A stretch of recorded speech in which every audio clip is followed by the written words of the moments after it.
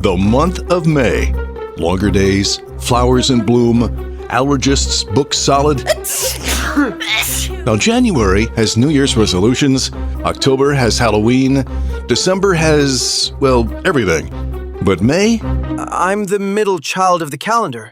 Yeah. However, May is packed with some strangely fascinating stories, including a day devoted just to mothers. Oh, honey, you don't have to get me anything. I mean, I carried you for 9 months, but a text is fine. By the way, that's maternal code for... You've got 24 hours to fix this. So today, we are giving May the attention it deserves. The history, the weirdness, the surprisingly dramatic origins, and yes, the subtle art of surviving Mother's Day without being disowned. You know, your cousin Jake called his mother at 7 a.m., but I guess everyone's different. So welcome to the podcast that answers some of the questions you've always wondered about. It's the Always Wondered podcast. Hi, I'm Rick Peterson. Thanks for joining us. Mother's Day. A beautiful time when we pause to appreciate the women who raised us, nurtured us, and taught us how to properly load a dishwasher. And yet... No, honey, you're still doing it wrong. But have you always wondered, where did Mother's Day come from? Well, get ready, because this story takes an unusual turn. Our tale begins with Anna Jarvis, who basically invented Mother's Day in the early 1900s. I shall create a day to honor mothers. A day of love, of gratitude, of handwritten letters, and sincere emotion. And in 1914, thanks to Anna's relentless campaigning, President Woodrow Wilson made Mother's Day an official national holiday. But then, things got weird. Businesses smelled opportunity. First, it was the florists. Roses, tulips, overpriced carnations. Get 'em while the guilt is fresh. Then came the card manufacturers. Hey, why write your own message when we can say it for you? In glitter, for just $6.99. And then the candy companies followed. She carried you for 9 months. The least you can do is carry this box of chocolates to the register. Needless to say, Anna Jarvis was livid. This is not what I wanted. By the 1920s, she despised what Mother's Day had become. Mother's Day is about sincere appreciation, not about profit margins. And in one of history's strangest plot twists, Anna spent the rest of her life trying to cancel the very holiday she created.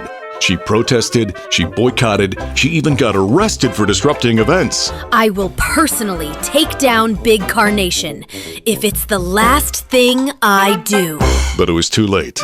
The commercialism escalated, and eventually, Mother's Day turned into a 3-hour wait for brunch holding a buzzer that never buzzes.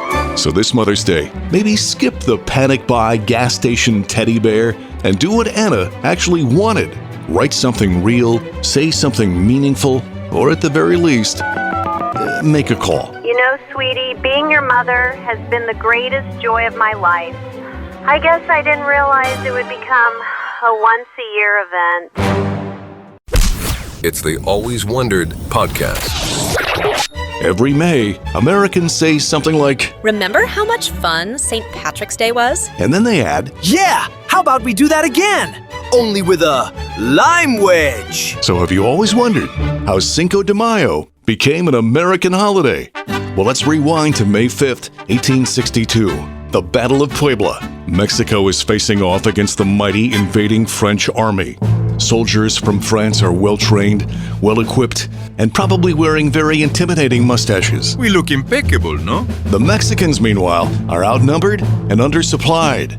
But they're led by scrappy General Ignacio Zaragoza, who basically said, "Gentlemen, we may not have much, but we do have home field advantage. And possibly a really good lunch planned after this." And against all odds, Mexico won. But here's the twist. In Mexico, the day became a regional celebration and not much more. So how did this relatively obscure Mexican battle turn into a full-blown American fiesta? Well, we fast forward to the 1970s and 80s and say hello to the beer companies. Okay, people, we got spring break and then summertime. But there's this huge gap in between. Anyone have any ideas? Well, sir, there is this thing they do in Puebla, Mexico. Puebla? Never heard of it. The townspeople celebrate with a parade every year on the 5th of May. Is there beer involved? I don't think so. Well, there is now. And just like that, Cinco de Mayo, as we know it, was off and running. And it's odd because even today in Mexico, Cinco de Mayo is the day my neighbor returns my letter. I hope. While in America, we're eating nachos the size of hubcaps, putting sombreros on dogs, and drinking beverages out of novelty cactus glasses. Woohoo! But beneath all the margaritas and marketing, the day does still commemorate a real moment of resilience and pride. And if nothing else, it proves one thing. Give Americans a holiday, and eventually someone will say, "Let's put cheese on it." The Always Wondered Podcast. So far, we've learned that May is a month of joy, celebration, and tradition. But just in case life goes off the rails, May also gives us the perfect word to yell while panicking. Mayday! Mayday! Mayday! Yeah, you've heard it in movies, TV shows, and possibly screamed it internally while trying to assemble IKEA furniture. Mayday! So have you always wondered where Mayday originated? We use it as the universal signal for things have gone wrong. But why not something more obvious, like yikes, or aw, snap, or even uh-oh, SpaghettiOs? For the answer, we head back to the 1920s, when air travel was still new, slightly terrifying, and communication between pilots and air traffic controllers was, let's say, a work in progress.